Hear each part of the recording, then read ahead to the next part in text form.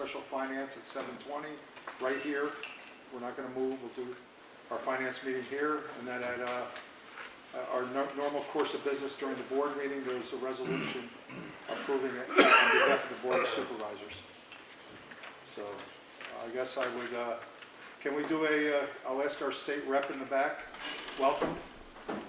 Can we do like all in favor, aye, or do we have to do a roll call? I'll give it unanimous. I'm pretty sure that worked out okay. Do you know how many received carried? We need 12, and we have 14 right now. If you've got unanimous, Oh, we do? Well, if they all do, yeah. Okay. So I guess, Well, the question would be, those are president, is that a nay or a yay? It doesn't say. so all in favor? Aye. Opposed? We have one opposed, Jeff Nair. So everybody else is yay. So I guess the motion passes. Thank you. So in a couple of minutes, we're going to have the college do a presentation on their capital project. And then after that, we'll do our finance committee meeting. Jim will just wait a little bit until if more people show up. Yeah. Anybody got any questions?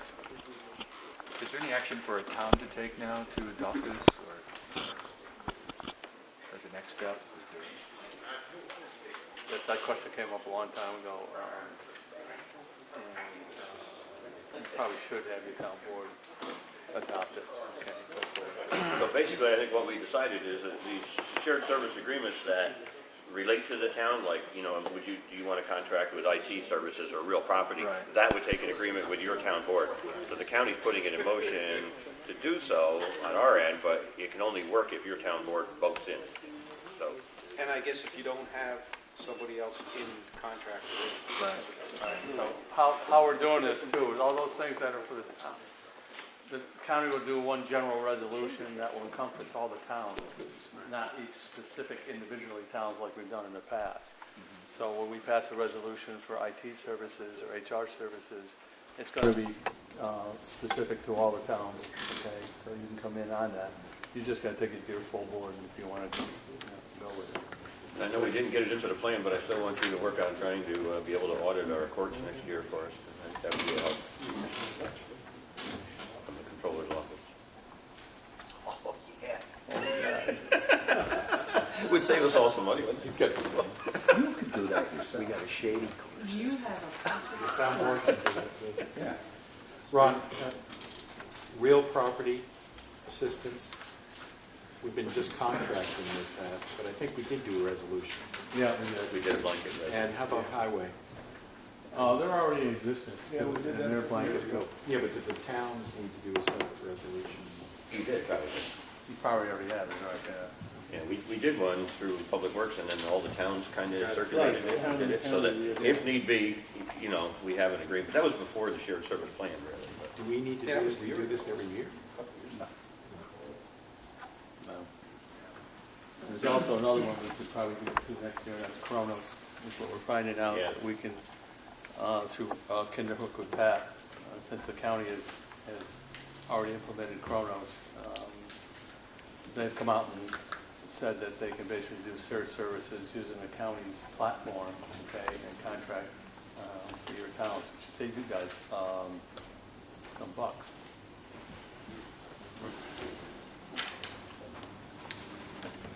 I did want to thank the panel. We had 3 panel meetings, as well as we had 3 public hearings. And I'd like to thank Ron Caponera, who sort of pulled this together for us. So the whole thing is worth $1,880,000. And those are the numbers that we came up with, it. Potential savings to the taxpayers. Is that good enough for the state? It's, is it your money too? You live in the county?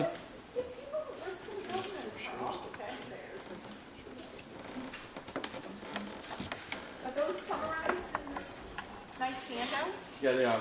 Great, thank you. Okay. Yep. Thanks, Mike. Thank you.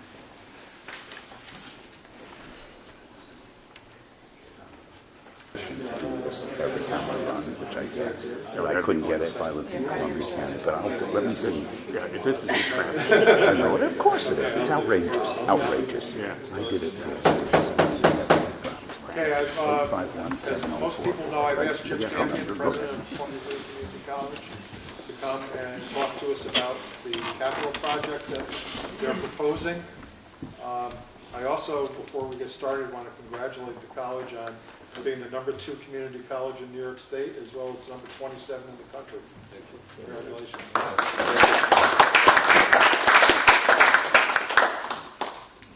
Thank you, Mr. Chairman. I'm Jim Campion, president of Columbia Green Community College. I have with me tonight my colleagues, Diane Topple, who's the vice president, dean of administration, and our chief financial officer, and also Jim Poles, who's our director of buildings and grounds. And I thank you for the opportunity to share just some, very briefly, I know you have a lot going on tonight. Very briefly, I'll share some of the, some information about the proposal that you have before you. Just by way of review, the way the capital projects work at the SUNY Community Colleges, it's a partnership between the local sponsors and the State University of New York. In our case, 2 local sponsors, Columbia and Greene County. Normally what happens when we're looking at a major capital improvement project like this, we're asking the state of New York to, or through SUNY, to put up half of the funding for the project, while the county sponsors put up the other half. The sequence of events normally is that the county sponsors have to agree to a proposed figure, which is the one that you have before you tonight, their share of that, and then it will go forward to SUNY for inclusion in the SUNY budget, the University of New York budget, and then after that into the state budget. So there's several steps in the process in order to get final approval. We won't know, obviously, until the state budget is passed next April, if we were included. Well, we'll know if we're included before that, but whether or not we're actually funded, we won't know until then. But normally what happens is that once the county sponsors agree to resolution in support of the project, then things go pretty smoothly after that. The proposal that you have before you tonight, it really falls into 3 different categories, and let me just briefly summarize what those categories are. Critical infrastructure is one, the second is future programming, and the third involves administrative software upgrade. All of these projects are outgrowth of the updated master plan that we submitted to you last summer, summer of 2016. The supporting data in that master plan revision really came from a study that the Dormitory Authority consultants did a year before that on the infrastructure of the institution, including the lifespan, where we were with lifespan, a lot of our systems, and what we could anticipate happening in the future. So over a period of several years, we were able to construct the priorities that you see before you tonight. We prioritized, again, based on all the data that we received. And I can go through it very quickly.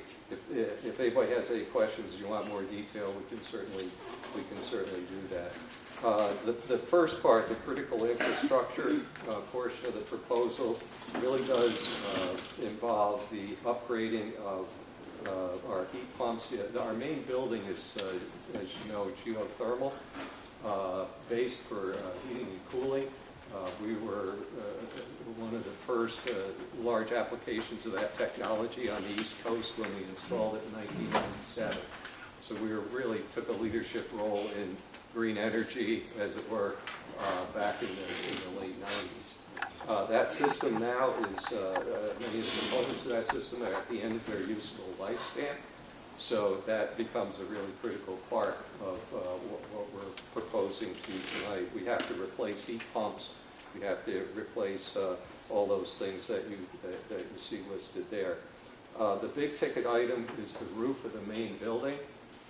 That roof is, Jim, was 140,000 square feet, more or less? The roof literally leaks right now. We've been able to mitigate that as best we can, but again, it's at the end of its lifespan, and we really need to replace the roof. The other items that you see there, the interior, exterior, or exterior and interior doors and windows, the south side of the buildings. Everybody's been on our campus, so you're familiar with the south side of the campus is where that big parking lot is, where you come into the gymnasium and the student dining hall. Well, that whole south side, when we did our renovation in 1997, we didn't do anything with that. And now we've got the seals on the windows are broken. We're losing energy that way. It's just that end of the campus, which is really the main entrance to the building, is in very bad shape. Again, this is not cosmetic that we're talking about. These are things that need to be replaced because they're at the end of their useful lifespan. Sorry, Mr. Chairman. The bathroom renovations, again, in our 1997 complete renovation of the main building, we didn't complete all the restrooms, and the ADA requirements have changed significantly since then anyway, and we need to upgrade to meet those new requirements. Right now, we're grandfathered in, but we need to, we really need to be sensitive to the needs of our students and our guests, so there's certain upgrades that have to be done there. The VT base, remediate and replace, that's in one of our buildings. Again, it's in very bad shape, and we need to address that. The next two, the security system and the fire system updates, right now the technology has changed so significantly since 1997 that we're having trouble getting components, replacement components for a lot of these systems. The campus is perfectly safe given the current systems that are in place, but the technology has changed, and anything that goes wrong now is more difficult to remediate. So that we've included that in this proposal. And again, a lot of these things are going to need to be replaced one way or another. So we tried to put them all into one major capital project, so we wouldn't, frankly, so we wouldn't have to keep coming back to you every year or so with the same list and saying, you know, now it's at a crisis point. So this is really taking care of business today, so we don't have to deal with it tomorrow, as it were. Future programming. In our meeting with the leadership and several of you in this room over a period of time and identified in our master plan update, we realized that there's a great need for diversifying our curriculum offerings. We need to bring new programs online, and you've heard me say this for years and years. We've never had the money to invest in new programs. Starting up a new program in any field becomes very expensive, and we've just never had the money to invest. We've always stuck with what we've had and what we do well, but we need to diversify. We're getting grants from the community, from you, from employers, and in order to do that, we have to make an investment. We can, again, leverage capital money to do that. It won't pay for operations. We can't hire faculty members with this.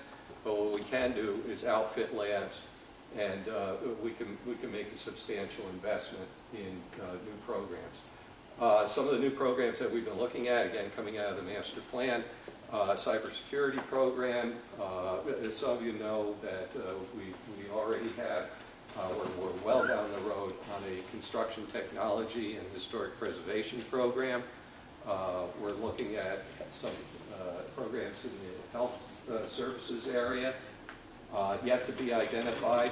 We're kind of in a funny spot because before we go through the arduous process of getting our programs approved, we have to make sure that we have the money to put behind it. The SUNY and State Education Department will not approve programs that unless we can demonstrate that the labs are in place, or at least we have a plan to invest in labs that are necessary to support the program. So that investment has to be shown to the state.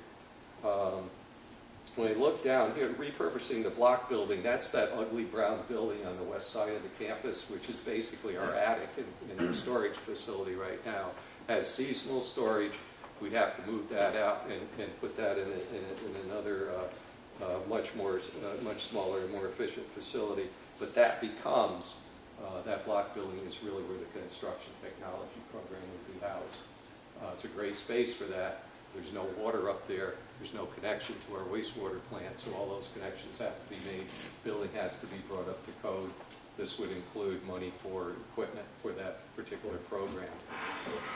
And that program is has worked its way through the process of approvals. Now we've got the program, we have to find a place to put it.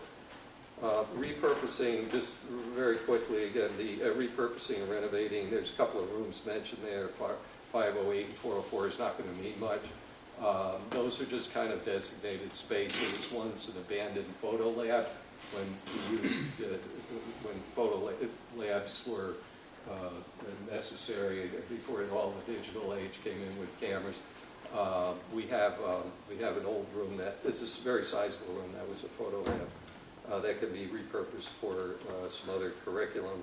404 is likewise a room that's not utilized but can be converted into a very nice lab, perhaps related to health services. We looked at occupational therapy assistant, physical therapy assistant. We've looked at some geriatric care type programs, and those all need facilities. So that covers those. The next item, the renovation construction to accommodate future programming needs. Frankly, this is for things we don't even know about yet. These are areas we have to go back into the master plan update, take a look and see what curriculums might be viable on both sides. That lead to jobs, we're putting in programs that lead to jobs, but also putting in programs that people are going to want. We often forget that when we're having conversations about program development, that we could put in the greatest and high-tech program in the world, but if we don't have students interested in taking it, then we've wasted your money. So we have to go through our due diligence, do all of our data studies, and then go through the approval process with SUNY and the State Education Department. So that's that funding there obviously is an estimate of what we might need in order to affect some other new programs. The last item that drops below the future programming item, the student information software, that's probably the least glamorous of anything that we have on here. Our college is one of only 50 left in the United States that's using software that we installed in 1985. It's, what is it, Green Screen. It's not Windows based. That runs all of our systems. It runs payroll, it runs student records, registration, runs everything that we have. And in fact, it goes out of date and becomes obsolete in 2020. So right now it's not compliant with anything as far as reporting goes. Every time we have to do a report, there's a lot of custom work that's involved. So the system has just outlived its usefulness. We've not been able to replace it, frankly, because we've not had the opportunity to leverage it as part of a capital investment. It's allowable under the SUNY guidelines, but we've never been able to put everything together as you're seeing it tonight and include that one, that particular item. It's a lot of money. It's more that we'd rather spend that on something else, but it will shut us down by 2020 because we won't be able to process a student to get them registered. So literally, that software is a goner. We have to do something, and we have to do it pretty quick. So those are the major elements. Again, the partnership is between Columbia and Greene County, State University of New York. The resolution that you have before you tonight for consideration speaks up to $5 million Columbia County share, keeping in mind that $5 million will leverage $20 million in terms of what we can do, what we can achieve, and that's what we have before you. The sequencing right now, Greene County, we've gone through several different processes with the two counties. Greene County was about to approve it last month. This proposal needed additional information, so we went back, we explained a few items to the Greene County legislators, and at their County Resources Committee, the Greene County Legislature has a little different configuration and functioning than the Board of Supervisors does. Last Wednesday night at the County Resources Committee, which is our home committee in Greene County, the resolution was passed, it was approved, it goes to their Finance Committee on Monday night, and then to the Greene County Legislature a week from tonight. So they're a week behind you in the sequencing. And I mistakenly said it had passed the Greene County Legislature. When I heard it passed the resources, I mistook that, Yeah, so I want that's- to apologize. That was the committee. So we're well on our way to approval in Greene County. So those are the major elements. Again, I'd be happy to go into any detail or answer any questions that anyone might have. And if I can't, Diane and Jim are here. And just real quick on the infrastructure costs, I know you've done your best to try and do cost estimates for this whole project. If you go to bid on these particular projects and they come in under cost, are we looking at potential savings to the whole entire project, or are there alternatives already in line to spend some of the funding? Yeah, we have other priorities. The master plan that we submitted to the Board of Supervisors, and thank you for the question, really, if you remember right, I mean, everybody fell out of their chair because that original proposal was for $86 million. Right.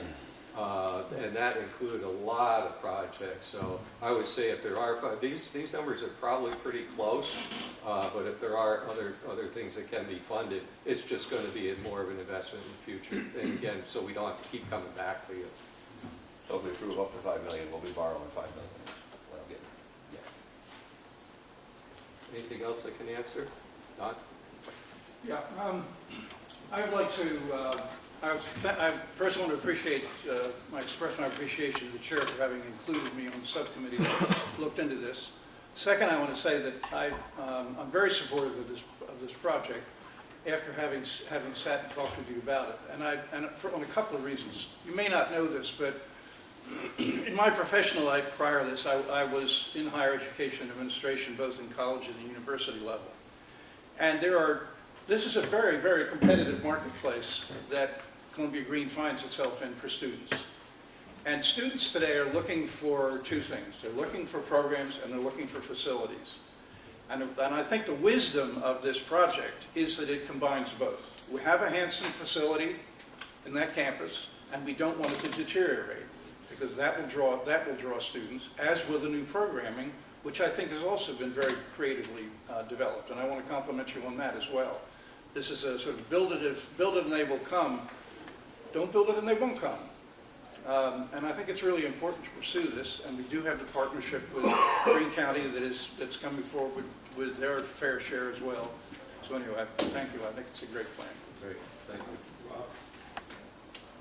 Is this an all or nothing proposal? In other words, I know it's $20 million, 5 from us, 5 from Greene, 10 from the state, right? So Yes. every part of this is, in other words, it's $20 million. Yeah. Are there parts of this that are not particularly necessary, or is it we're approving 100% of this proposal? Yeah, those are all the priority ones that came out of our master planning process. There are some priority twos in there, but they're really programmatic, so we did add to that the cost from our master plan. And again, you talk about a repurposing of a room. Yeah. Can you be more specific? Sure. I mean, there's $800,000 worth of repurposing. Yeah, and that includes equipment in addition to the renovation of the room. The photo lab that I mentioned before is, as you can imagine, what a photo lab would look like with the tables and the enlargers and the whole thing. Once that equipment gets ripped out of there, and we can do something with the room in order to make it usable again with whatever electrical or HVAC or whatever we need to do in there, that could very easily become a pre-engineering lab. It could become a cybersecurity lab. So the amounts that you see in there would really cover, say we made it into a cybersecurity lab. Well, that could cover 20 workstations, 20 computer workstations with the latest software one would need in order to be trained on cybersecurity issues or forensic investigation, those type of programs. So once you start putting the equipment in, it isn't the room itself. Maybe this isn't phrased very well, but it isn't just the renovation of the room and putting up sheetrock. This is the equipment that goes in. If we go to an occupational therapy assistant or physical therapy assistant type program, again, it's that equipment that we need, and that stuff's really, it's very expensive. Does that kind of answer the question? If I could, just, and then I'll go to Rick. We put it, if you remember, we put a committee together from Columbia County, Greene County, Don Moore, myself, Art Bassett, Bill Hughes, Ron Caponera, PJ, are all on the committee from Columbia County. Then there were a contingent from Greene County. One of the things, we were looking at, ideas for funding, but one of the things we also did as a committee, and Jim was already on the staff at the college, was encourage them to look at new curriculum. So I think, this is something that we as a joint committee had asked the college to do, to attract, local students and to sort of fit in, where students might be attracted to go to Columbia Greene and stay local to work, so. Rick? Jim, if one of the parties chooses not to pass their piece of this, the whole thing falls apart. Yes, that's correct. Yeah, and unfortunately, in that case, as you know, if the roof deteriorates any more than it has, we'll be back to you with a capital request for that. So it would become a piecemeal kind of thing. And there's no guarantee the state would want to come up with their half, so.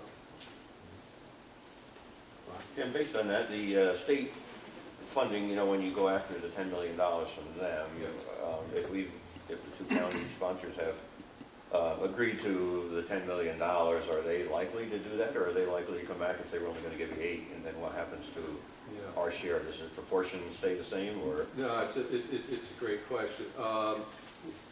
We've had some really productive conversations with the people on the other end, on the state end, and normally they would not adjust it downward. Okay. Usually it's an all or nothing, as Rich says. It's kind of all or nothing when it gets to the state also. Where they were. Thank you. Yeah. And the $5 million we would get from, where would we take the $5 million? Ron? We would bond it? Yeah. Yeah, we bond it with a GO bond, government. We roll it into our budget. Art? Jim, Yeah. 2 questions. Number one, do you have any plans to communicate really aggressively about the very high ranking that the community college has received so that more people know what a good college this is? Because I think you may be one of the best kept secrets in this part of the country.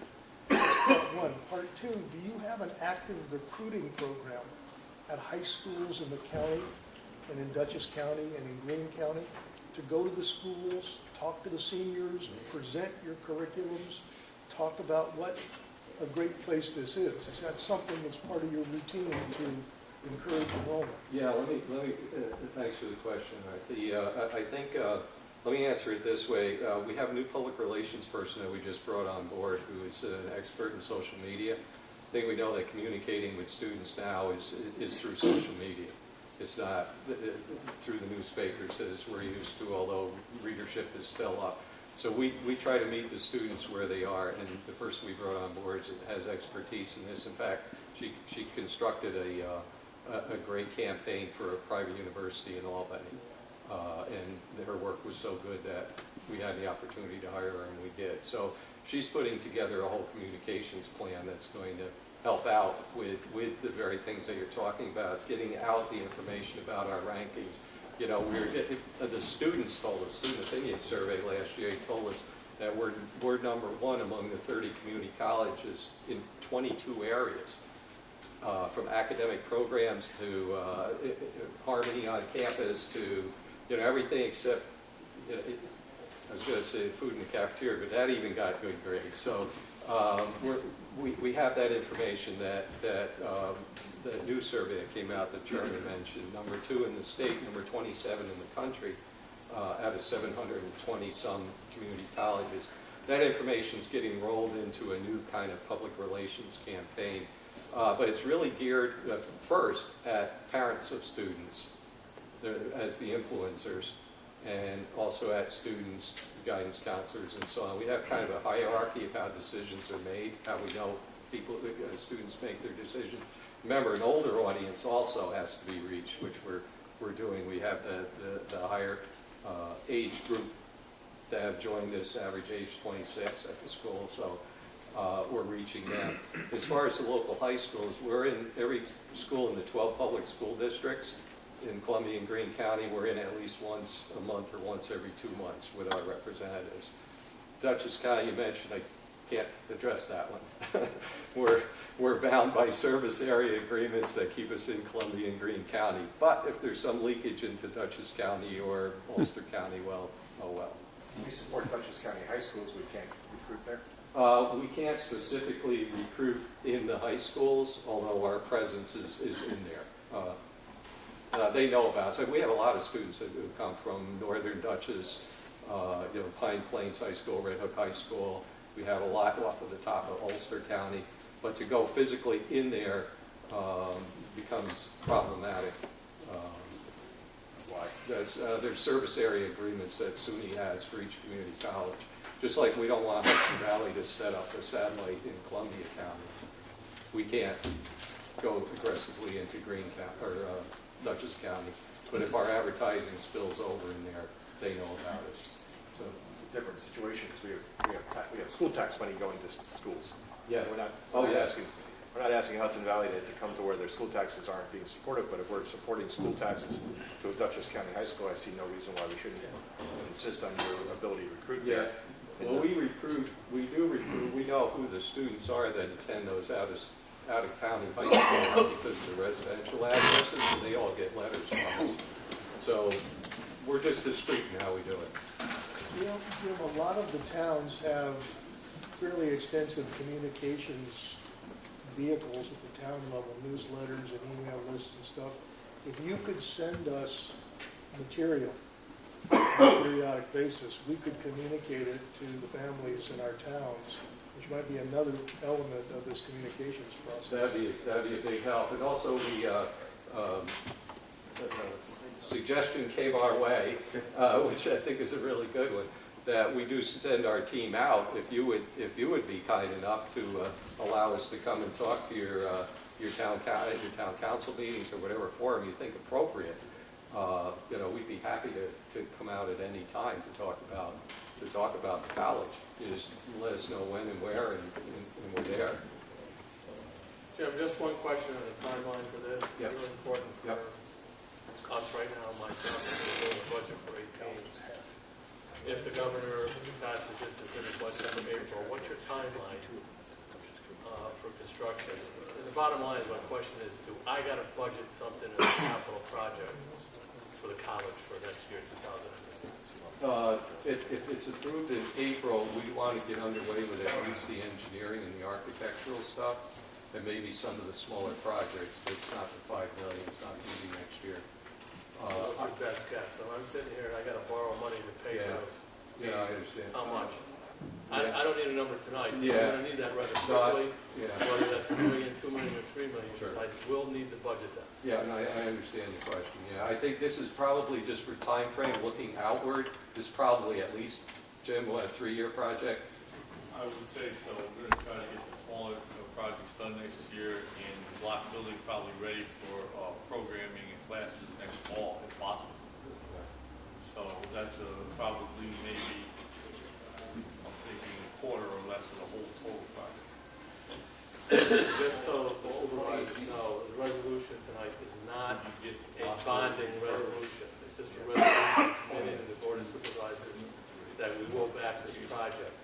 Sooner or later next year, we will have to come to the Board of Supervisors with a bonding resolution for whatever that amount.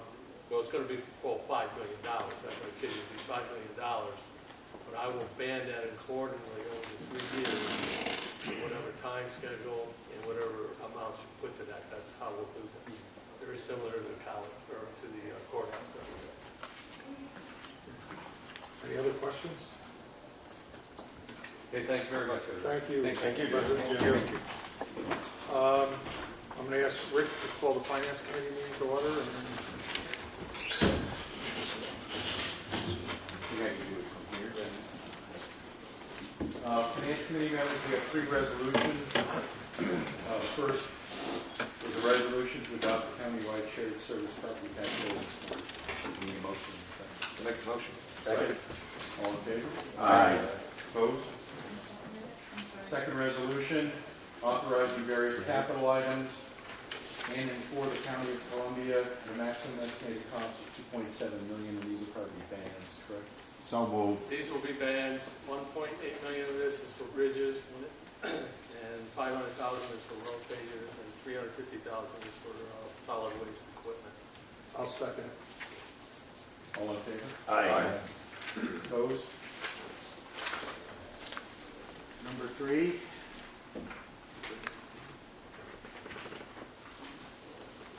Is to authorize submissions for the improvements to the wastewater treatment system for County County. Second. All in favor? Aye. Opposed?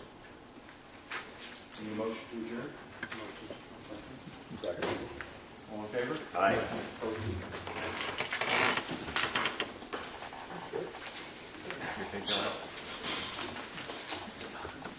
Okay, we're going to call the meeting to order. Please rise for a moment of silent prayer, followed by the pledge of allegiance to the flag.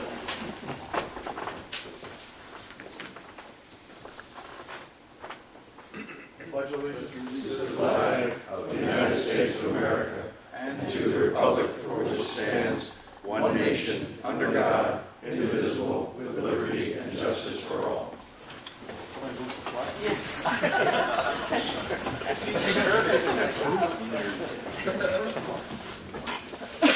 Okay, I'd like to request the clerk call the roll. Basson. Here. Weigel. Here. Bratton. Here. Benvenuto. Here. Stats. Here. Keaveney. Here. Nair. Here. Lowe. Riley. Happily present. Nabozny. Here. Craig. Here. Chipkowski. Here. Ligonia. Here. Sterling. Here. Cross. Here. Moore. Here. Hughes. Here. Scalera. Here.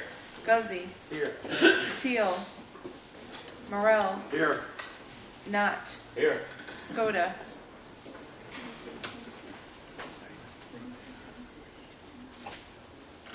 $33.26 present, 209 absent. We have a quorum. Thank you. I need a motion to pay the bills, accept the treasurer's report, and file the minutes within the clerk's office. So moved. Second? All in favor? Aye. Opposed? Carried. Okay, we have a proclamation. I'd like to ask Linda Tripp from 4-H and John Riley to come up.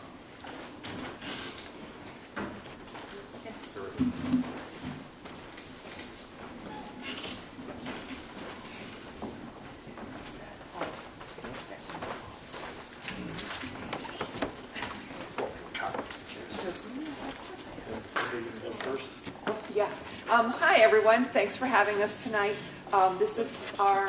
Come this way so the camera can catch you. Oh, okay. Otherwise, these teens only get the back of their heads on. Well, that wouldn't be good. This is our annual visit to your meeting, and we have our National 4-H Week coming up the first full week in October this year, so that's why we're here in September, because it takes place after your October meeting. And two of my teens here tonight, they're going to be giving you a couple things. Noah is going to be giving you a keychain, if any of you have keys anymore that you can use. So Noah, if you want to go start handing those out. And Hunter has a fact sheet that I made up for the Economic Development Committee meeting a couple months ago. And you can just pick one of those. And if you just go right through, give one to everyone. And this fact sheet, I'm not going to read through the whole thing, but the front of it talks about some of our teens and how they've excelled in the 4-H program across the state and across the nation this year. It's been pretty exciting. And then on the back, you're going to see some statistics about kids involved in 4-H clubs as well as in our community programs across our two counties and some of our financial partners. We really appreciate the funding that we get from the county but we also go out and look for funding elsewhere, and then some of the fundraising activities that we participate in. So feel free to contact me anytime. My phone number's up on the top. And if you have any questions or any ideas how we can do our work better. And with that, Noah and Hunter are giving you your little pieces of ways to remember 4-H. John has a resolution. Thank you, Linda. I'm the Economic Development Chair. Why am I up here doing 4-H?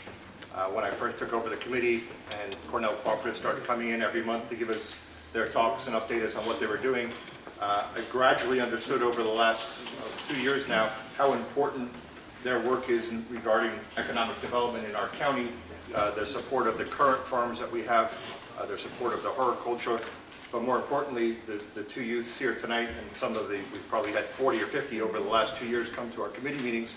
They're the future of our county in terms of agritourism, in terms of craft farms and distilleries and growing food, both on the organic side for the local farms, to support our industry that we have.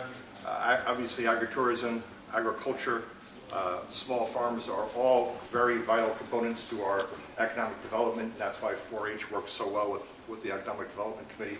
So I'm happy to be the one who gets to read the proclamation. Just share one other thing. I don't know if any of you saw the article that I put in I sent out to the papers before the Columbia County Fair, but it was most interesting, I think, this year that we had probably around 45 or 50 kids, 4-H members, who participated in the dairy show at the Columbia County Fair.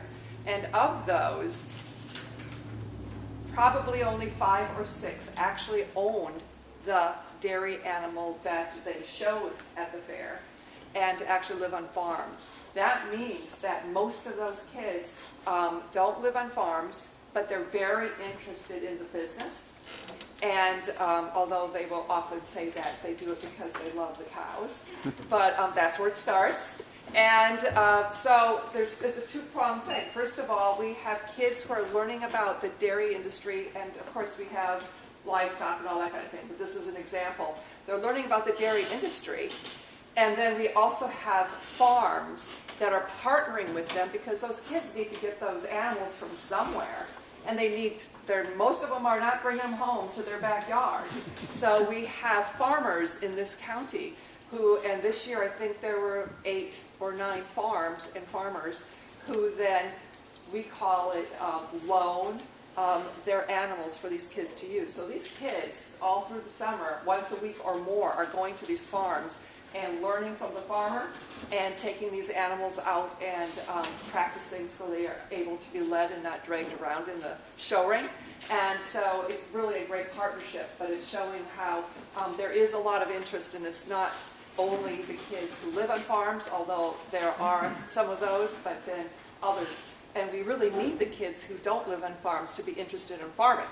And so that's really, I think, a plus. Thank you, Linda. Any way to attract young workers to the county is very important to us. Or to stay in the county. Yes, with the absence of Supervisor Scudder, we're a good example of our county getting older. So younger workers are key, so I appreciate all your work. Thank you. And I will now read the proclamation. Guys, come on up. Whereas 4-H is America's largest youth development organization, having supported almost 6 million youth across the country thus far. And whereas 4-H had beginnings in rural America, now serves youth ages 5 to 19 in towns and villages, as well as rural communities in Columbia County.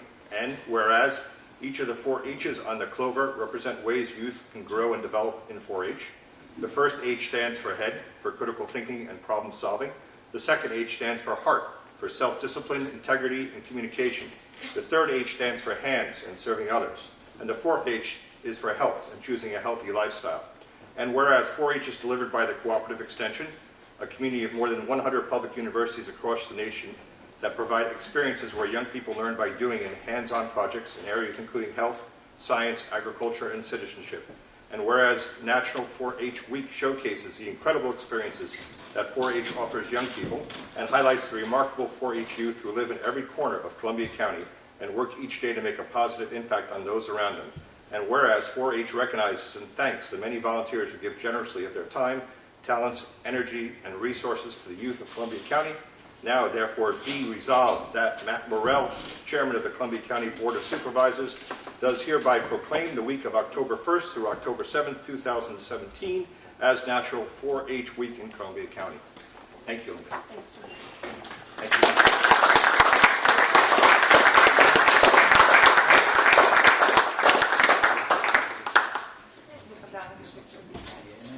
Yeah, you. Yeah, hopefully. Guys, come on over here. Okay, perfect.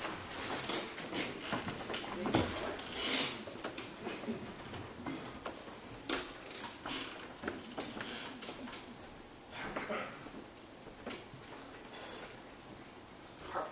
Thanks. Thank you. Thank you, guys. Thank you so much. Thank you. Color of the shirts. Coming up next. Thank you, Supervisor Riley. Okay, I'd like to request the clerk to read the resolutions. Resolution 333 of 2017 by Supervisor Keaveney, 334 by Weigelt, 335 by Craig, 336 by Knott, 337 by Lull, 338 by Hughes, 339 by Moore, 340 by Grattan, 341 by Hughes, 342 by Supervisor Scalera. Supervisor Scalera. Mr. Chairman, I offer these resolutions for adoption. Second motion. All in favor? Aye. Opposed? Carried. Resolution 343 of 2017 by Supervisor Keaveney, 344 by Weigelt, 345 by Craig, 346 by Knott, 347 by Lull, 348 by Hughes, 349 by Hughes, 350 by Grattan, 351 by Hughes, 352 by Scalera, 353 by Supervisor Keaveney. Supervisor Keaveney. Mr. Chairman, I offer these resolutions for adoption. All in favor? Aye. Oh, I'm sorry, we need a second. Second. All in favor?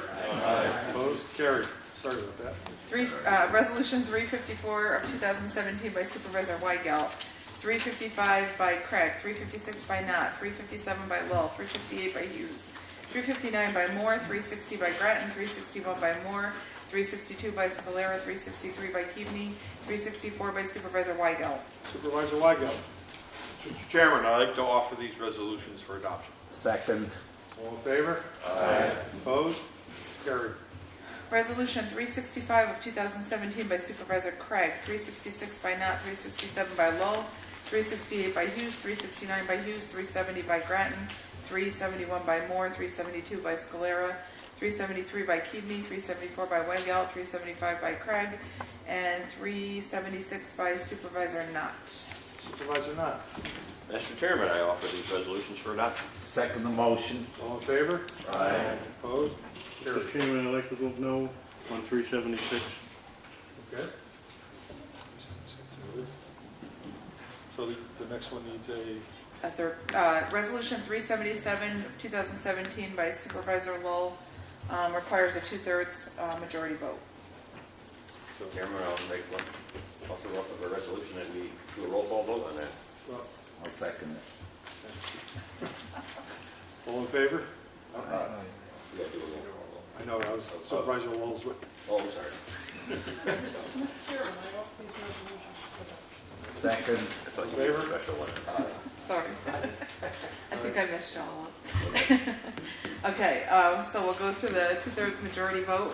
Supervisor Basson, Yes. Weigelt, Yes. Grattan, Yes. Benvenuto, Yes. Stats, Yes. Keaveney, Yes. Nair, Yes. Lowell, Riley, Yes. Novosny, Yes. Supervisor Craig, Yes. Chakowski, Yes. Livonia, Yes. Sterling, Yes. Cross, Yes. Moore, Yes. Hughes, Yes. Scalera, Yes. Guzzi, Yes. Teal, Morrell, Yes. Knott, Yes. Skoda.